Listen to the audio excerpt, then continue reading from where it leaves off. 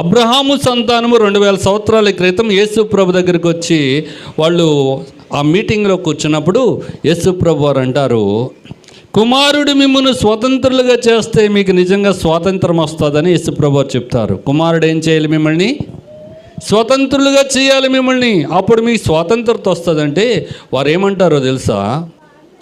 మేము ఎవరికి కూడా దాసులం కాదు, మేమెవరం కూడా ఎవరికి మేము దాసులం కాదు, మాకు ప్రత్యేకంగా నీవేంటి, మేము స్వతంత్రత రావటం ఏంటి, మేము స్వతంత్రులము అని అంటే యేసు ప్రభు చెప్పినారయ్యా.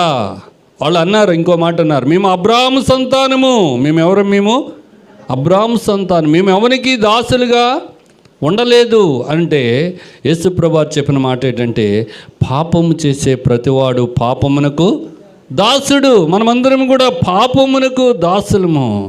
పాపమునకు దాసులమైనటువంటి మన